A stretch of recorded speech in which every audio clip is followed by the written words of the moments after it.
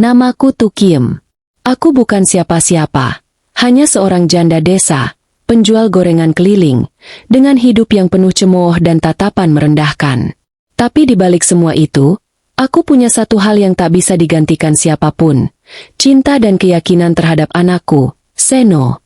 Aku tak punya baju bagus, tak tahu cara berdandan seperti ibu-ibu kota. Tapi aku punya tekad, anakku harus jadi orang. Sampai suatu hari, aku diundang ke pertemuan wali murid di sekolah Seno. Aku datang dengan hati gemetar, tapi pulang dengan air mata haru. Karena hari itu, satu pidato dari kepala sekolah mengubah segalanya.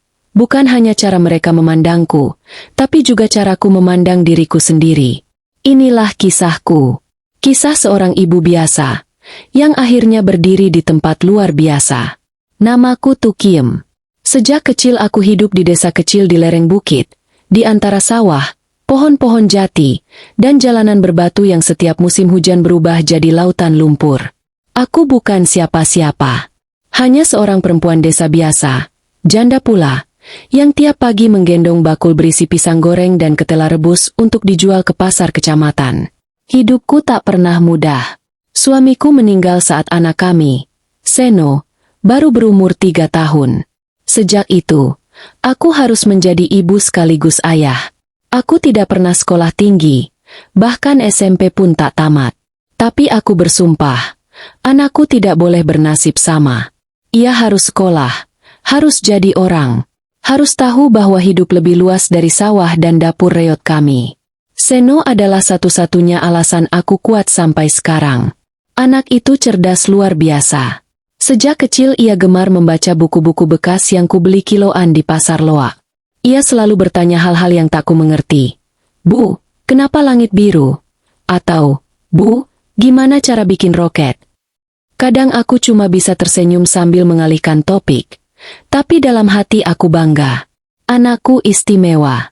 Ketika Seno lulus SD dengan nilai tertinggi di desanya, guru-gurunya menyarankan agar ia daftar ke SMP unggulan di kota kecamatan. Aku sempat ragu, tapi Seno memohon-mohon. Bu, aku janji nggak bikin malu. Aku mau sekolah di sana supaya bisa jadi insinyur seperti Pak Habibie. Aku tak kuasa menolak. Tiap hari aku bangun jam 3 pagi. Aku goreng pisang, kupas singkong, lalu jalan kaki 2 kilometer ke pasar. Hasil jualanku tak banyak, tapi cukup buat ongkos Seno naik angkot dan makan seadanya. Baju seragamnya adalah peninggalan sepupunya yang sudah SMA. Sepatunya bolong, kutambal pakai lem dan harapan. Tapi Seno tak pernah mengeluh. Ia selalu berangkat sekolah dengan senyum lebar. Satu-satunya hal yang sering membuatku gelisah adalah undangan dari sekolah.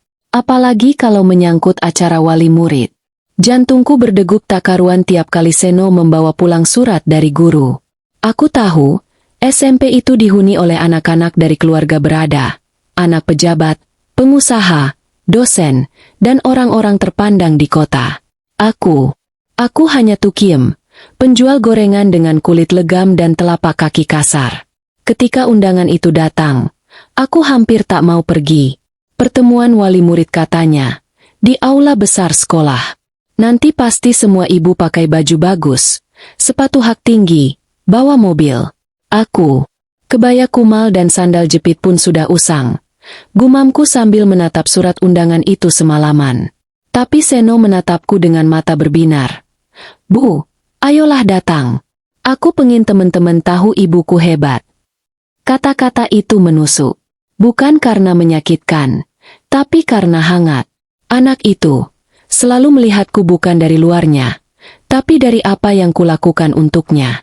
Aku mengangguk dengan senyum yang kusembunyikan dari air mata. Iya, Le, ibu akan datang. Besoknya, aku mencuci kebaya coklat satu-satunya yang masih layak pakai. Ku setrika dengan hati-hati, lalu kutata rambutku sebisa mungkin. Aku tak punya bedak atau lipstik seperti ibu-ibu kota, tapi aku oleskan sedikit bedak tabur pemberian tetangga untuk menyamarkan jerawat dan luka bakar kecil di pipi. Aku ingin tampak pantas. Meski dalam hati, aku tetap merasa asing.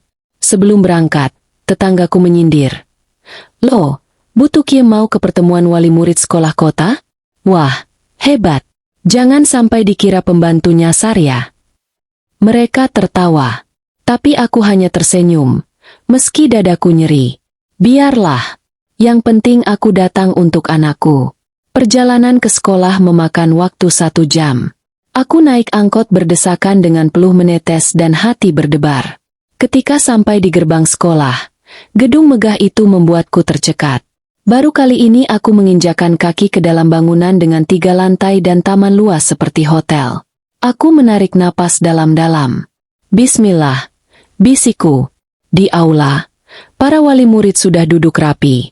Ibu-ibu dengan tas bermerek dan rambut dicatok sempurna.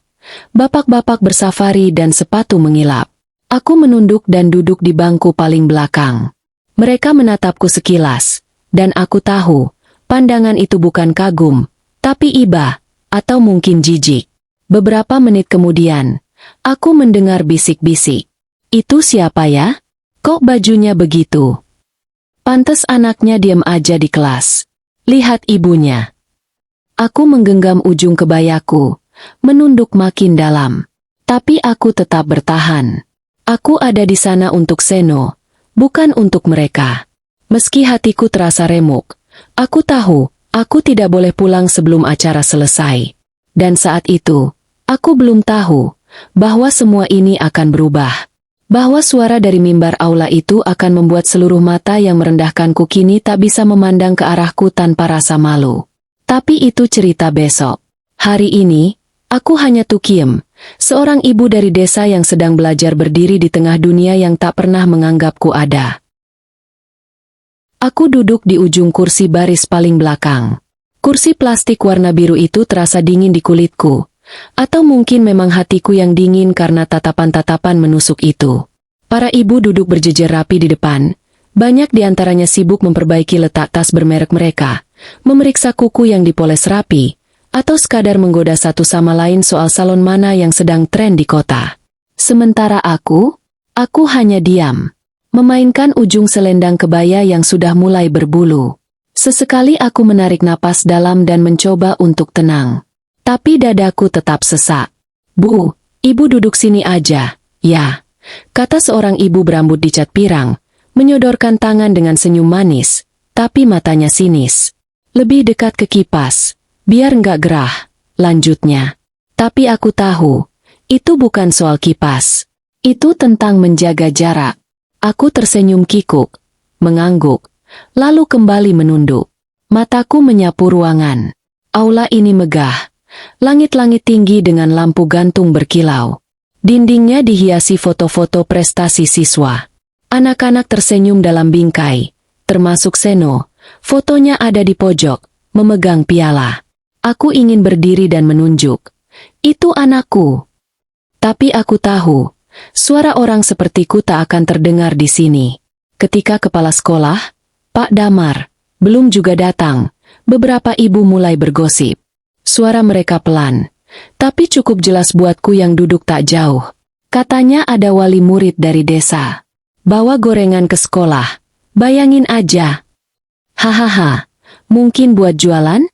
Ya ampun, malu-maluin banget. Anaknya pinter sih, tapi ya kalau ibunya kayak gitu, bisa-bisa nanti anaknya minder sendiri. Telingaku panas, tapi aku tetap diam. Aku menggigit bibirku kuat-kuat supaya tak menangis. Aku bertanya-tanya dalam hati, apakah aku memang salah datang ke sini? Apakah Seno akan malu kalau tahu ibunya jadi bahan tertawaan? Tiba-tiba pintu aula terbuka. Semua mata menoleh. Pak Damar masuk dengan langkah tenang, mengenakan batik biru gelap dan senyum ramah seperti biasa. Suara aula langsung hening. Ia naik ke podium dan mengambil mikrofon. Assalamualaikum warahmatullahi wabarakatuh. Waalaikumsalam. Jawab semua hampir serempak. Ladies and gentlemen, Bapak dan Ibu wali murid yang saya hormati. Suara Pak Damar bulat dan tegas. Terima kasih atas kehadirannya. Hari ini kita akan membahas evaluasi akademik, kegiatan ekstrakurikuler, dan tentunya peran penting dari orang tua. Aku mulai tenang. Kupikir, setelah ini aku bisa pulang. Tapi Pak Damar berhenti sejenak. Ia memandang ke seluruh ruangan, lalu berkata, Sebelum saya lanjutkan, izinkan saya menceritakan sesuatu yang penting bagi saya pribadi. Ruangan jadi hening. Semua fokus padanya. Ada satu siswa di sekolah ini, katanya pelan, yang dari awal masuk sudah menarik perhatian guru-guru. Ia selalu datang paling pagi, paling rajin, dan paling sopan. Tapi yang paling luar biasa, anak ini selalu mengerjakan tugas lebih dari yang diminta. Ia bantu gurunya membawa buku ke ruang kelas. Ia bahkan pernah membantu memperbaiki kipas rusak di ruang UKS. Beberapa orang mulai saling melirik. Ada satu hari, lanjut Pak Damar, anak ini pingsan di kelas karena belum sarapan. Ketika kami tanyakan, ia hanya bilang, "Ibu saya harus jualan pagi-pagi, saya nggak mau merepotkan." Seseorang di barisan tengah berbisik, "Siapa ya itu?" Aku. Aku mulai merasakan jantungku berdetak lebih cepat. "Namanya Seno," kata Pak Damar lantang. "Itu anak luar biasa. Tapi yang lebih luar biasa adalah ibunya." Seluruh ruangan diam. Karena di balik prestasi seorang anak, selalu ada sosok ibu yang luar biasa. Dan ibu dari anak ini, seorang single parent, bekerja keras setiap hari tanpa mengeluh. Bahkan, saya pernah melihat beliau datang diam-diam ke sekolah hanya untuk memastikan anaknya membawa bekal. Aku menutup mulutku dengan tangan. Air mata menetes tanpa bisa kutahan. Dan saya ingin semua di ruangan ini tahu, penghargaan tertinggi dari saya hari ini bukan untuk wali murid yang datang pakai mobil mewah, tapi untuk ibu dari Seno. Semua orang menoleh ke arah belakang. Ke arahku. Aku membeku. Aku ingin menghilang, tapi juga ingin berlari memeluk anakku. "Bu Tukim, mohon berdiri," kata Pak Damar lembut. Dengan tangan gemetar, aku berdiri. Lututku lemas, tapi ada kekuatan entah dari mana yang mendorongku tegak. Tepuk tangan bergemuruh. Bukan satu dua orang, tapi seluruh ruangan berdiri dan bertepuk tangan. Para ibu yang tadi mencibir, kini memandangku dengan tatapan yang berbeda. Ada yang menangis, ada yang malu, ada yang menunduk tak berani menatapku. Aku tak tahu harus berbuat apa. Hanya berdiri dengan mata basah dan dada penuh rasa yang tak bisa kuterjemahkan. Pak Damar turun dari panggung, menghampiriku, dan menjabat tanganku. "Terima kasih, Bu Tukim. Terima kasih sudah mendidik anak sehebat Seno." Aku hanya bisa mengangguk. Dan di tengah aula megah itu, untuk pertama kalinya dalam hidupku, aku merasa dihargai.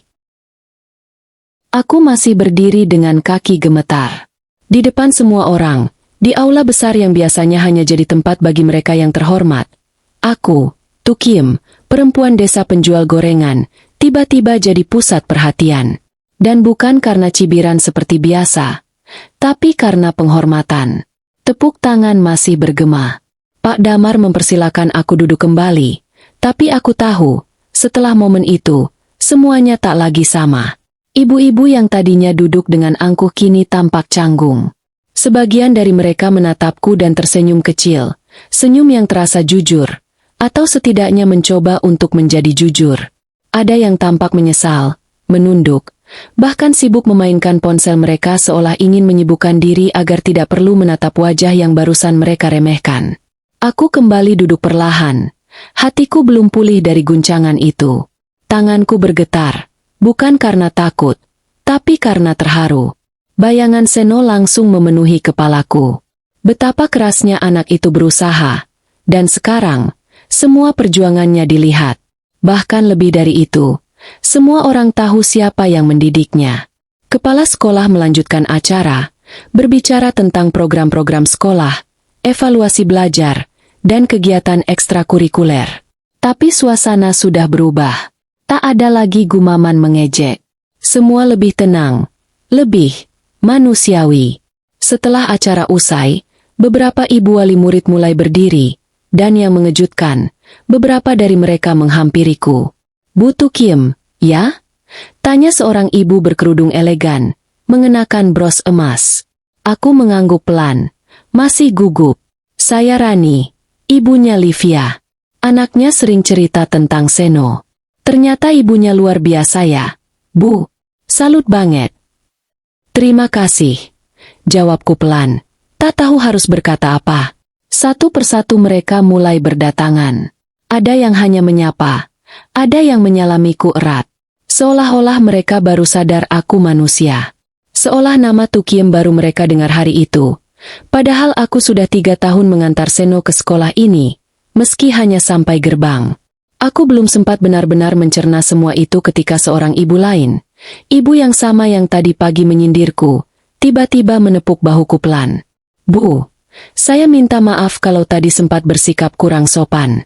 Saya malu, katanya pelan, suaranya agak bergetar. Aku memandang wajahnya. Untuk pertama kalinya, matanya tidak merendahkan. Aku hanya tersenyum kecil dan berkata, "Sudah, Bu, nggak apa-apa. Namanya juga manusia, kadang keliru menilai." Ibu itu memelukku sejenak, dan untuk sesaat, dunia rasanya menjadi lebih ringan, lebih hangat. Setelah acara benar-benar usai, aku berjalan keluar aula. Kaki ini rasanya lebih ringan. Padahal tadi datang ke sini seolah menanggung beban satu dunia. Saat melewati taman sekolah, aku melihat foto-foto siswa di papan pengumuman. Salah satunya adalah Seno yang sedang menerima piala. Aku berhenti sejenak, menatapnya dalam-dalam. "Le," bisikku lirih. "Ibu nggak sia-sia capek tiap pagi. Kamu anak hebat." Dan ibu bangga, bukan karena dipuji orang, tapi karena kamu terus bikin ibu percaya bahwa usaha kecil ibu nggak pernah sia-sia. Di luar gerbang sekolah, aku melihat seorang siswa berdiri sambil menenteng tas besar. Ia berlari ke arahku. "No, Bu, tadi ibu ikut pertemuan, kan?" katanya dengan wajah penuh semangat. Aku hanya tersenyum dan mengusap kepalanya. "Iya, Le. Ibu dengar semuanya. Kamu bikin ibu menangis. Tapi karena bahagia." Seno nyengir, lalu menggandeng tanganku. "Ayo pulang, Bu. Nanti angkot terakhir kelewat." Di sepanjang jalan pulang, aku dan Seno tidak banyak bicara. Tapi genggaman tangannya cukup bicara banyak. Aku tahu, hari ini adalah titik balik. Bukan hanya untukku, tapi juga untuk anakku. Untuk cara dunia memandang kami. Malamnya, saat aku selesai menyetrika seragam Seno untuk esok hari, aku duduk di dipan bambu sambil menyeruput teh hangat. Di luar terdengar suara jangkrik dan desau angin di sela-sela dedaunan pisang. Rumahku tetap sama, tembok anyaman bambu, atap bocor di beberapa sudut, dan lampu 5 watt yang berkedip-kedip. Tapi malam ini, hatiku berbeda. Ada ruang baru di dalamnya. Ruang penerimaan, ruang harga diri, ruang penghargaan. Aku buka dompet kecil dari kain batik, hadiah ulang tahun dari Seno tahun lalu. Di dalamnya ada selembar foto kecil kami berdua, dan selembar uang 20.000 terakhir yang belum kupakai. Biasanya aku cemas, tapi malam ini aku tidak. Entah kenapa, aku merasa yakin. Yakin bahwa esok lebih baik. Yakin bahwa tak semua orang menilai dari rupa luar. Dan yakin bahwa meski aku hanya Tukiem, nama yang tak berarti bagi sebagian orang, aku telah melakukan sesuatu yang besar. Aku mendidik seorang anak yang membuat dunia diam dan mengakui bahwa nilai hidup bukan diukur dari pakaian, tapi dari ketulusan. Dan sejak hari itu, tatapan orang tak lagi sama. Mereka tak lagi melihatku sebagai si penjual gorengan, tapi sebagai ibu dari Seno, anak hebat yang mereka banggakan. Dan dari sanalah semuanya mulai berubah. Pagi setelah pertemuan itu, aku membuka jendela rumah bambuku sambil membiarkan embun pagi menyentuh wajah. Udara desa selalu membawa bau khas, perpaduan tanah basah, asap kayu bakar, dan angin dari pematang sawah. Tapi pagi ini, rasanya berbeda, lebih ringan. Lebih hangat, seolah langit pun ikut tahu bahwa kemarin dunia telah mengizinkan aku berdiri di tempat yang tak pernah berani aku bayangkan. Aku duduk di bangku bambu depan rumah, menyeduh teh hangat, dan mulai menggoreng pisang seperti biasa. Tapi tiba-tiba, suara langkah kaki membuatku menoleh. "Bu Tukiem." Aku kaget. Itu Bu Retno, tetanggaku yang biasanya hanya menyapa jika aku lebih dulu menunduk. Ia datang sambil membawa bakul kecil berisi singkong rebus. "Ini, Saya bawakan buat sarapan. Saya dengar-dengar kemarin Bu Tukiem jadi pusat perhatian di sekolah. Wah, hebat sekali, Bu. Katanya, canggung tapi jujur. Aku menatapnya bingung. Rasanya seperti mimpi. Oh, nggak usah repot-repot, Bu. Nggak, Bu. Justru saya yang malu. Ternyata kita semua selama ini salah menilai. Anak ibu itu pintar banget. Dan ibu hebat. Luar biasa. Aku mengangguk pelan, menahan air mata. Tidak karena pujian itu, tapi karena pengakuan. Untuk pertama kalinya dalam hidupku, aku merasa tak harus membela diriku sendiri di depan tetangga-tetanggaku. Mereka akhirnya melihat aku. Beberapa tetangga lain mulai berdatangan. Ada yang hanya mampir menanyakan kabar Seno. Ada yang diam-diam menitipkan anaknya untuk ikut belajar bersama Seno kalau sempat. Aku pengin anakku seperti Seno, Bu, kata mereka. Aku hanya bisa menjawab lirih. Kalau kita ikhlas dan sabar, Tuhan yang bantu arahkan. Hari-hari berikutnya, perlakuan orang-orang padaku berubah perlahan. Saat mengantar gorengan ke warung, pemiliknya yang biasanya hanya menawar harga serendah mungkin kini malah bilang, Bu, pisangnya saya tambah 5.000 ya, buat bantu Seno sekolah. Seseorang yang dulu pernah bilang, orang seperti Bu Tukiem gak pantas sekolahin anak jauh-jauh. Kini justru menawarkan tumpangan ke kota kalau aku perlu. Yang paling mengejutkan, guru wali kelas Seno datang ke rumahku. Ibu, sekolah sedang merintis program kemitraan orang tua. Kami ingin menjadikan ibu sebagai narasumber untuk memberi motivasi kepada wali murid lainnya. Tidak usah canggung, cukup cerita saja bagaimana ibu mendidik Seno. Aku sempat tertawa, bukan mengejek, tapi karena merasa aneh. Saya? Jadi pembicara? Iya, Bu. Justru karena ibu nyata. Cerita ibu bisa menginspirasi. Dunia sudah terlalu penuh dengan teori. Sekarang butuh teladan nyata. Dan ibu adalah itu. Hari Sabtu sore, aku pun diminta hadir di acara pertemuan komunitas wali murid yang diadakan sekolah. Berbeda dengan pertemuan sebelumnya, kali ini aku berdiri di depan. Tanganku berkeringat, tubuhku gemetar. Tapi saat melihat foto Seno terpajang di slide pertama, aku mulai berbicara. Saya bukan ibu yang sempurna. Saya nggak punya pendidikan tinggi. Rumah saya dindingnya dari bambu, dan dapurnya bocor kalau hujan. Tapi saya punya satu hal. Saya cinta anak saya, dan saya percaya dia bisa jadi lebih dari saya. Itulah yang saya jaga setiap hari. Suara isak pelan terdengar dari deretan kursi ibu-ibu. Saya kerja keras bukan karena saya kuat, tapi karena saya takut anak saya merasa sendirian di dunia ini. Saya nggak bisa bantu soal matematika, tapi saya bisa bangun jam 3 pagi supaya dia nggak sekolah dalam keadaan lapar. Suasana ruangan hening. Aku melihat beberapa ibu mulai menunduk, menyeka air mata. Aku pun tak kuasa menahan tangis saat menutup ceritaku. Mungkin pakaian saya nggak mahal, tapi hati saya penuh harapan. Dan saya percaya, itu cukup untuk membesarkan anak yang baik. Saat aku selesai, tepuk tangan pecah di ruangan itu. Kali ini bukan karena diminta kepala sekolah, tapi karena mereka sungguh-sungguh menghargai. Aku bukan lagi orang kecil dari desa. Aku menjadi simbol sesuatu yang lebih besar, perjuangan, ketulusan, dan kasih ibu tanpa syarat. Seno pun berubah. Ia lebih percaya diri. Ia jadi ketua kelas. Ia mulai membimbing teman-temannya yang tertinggal pelajaran. Dan tiap kali guru bertanya kenapa ia begitu sabar dan telaten, Seno hanya menjawab, "Saya belajar dari ibu saya." Setiap malam, sebelum tidur, aku dan Seno punya kebiasaan baru. Kami saling cerita tentang hari itu, tentang mimpi kami, tentang masa depan. Kadang Seno bertanya, "Bu, nanti kalau aku besar, ibu pengin aku jadi apa?"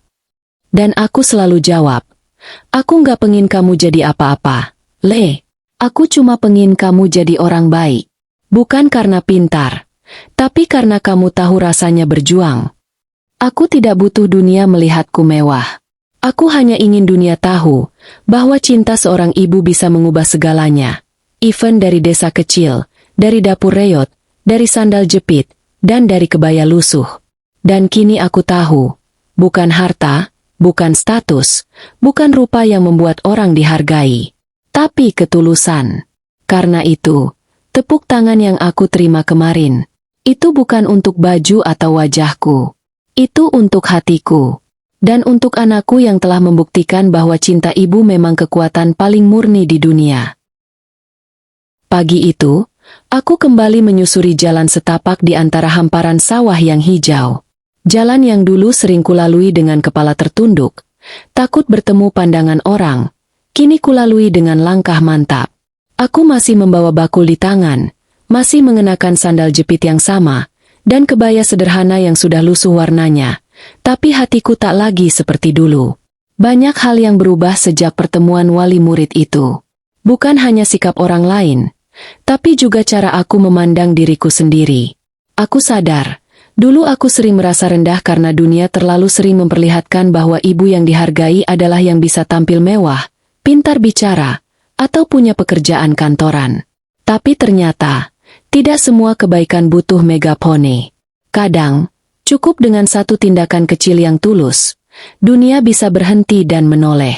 Aku masih ingat hari ketika kepala sekolah datang ke rumahku bersama beberapa guru. Mereka membawakan bingkisan sederhana, beras, minyak goreng, dan sembako. Tapi bukan itu yang membuatku menangis.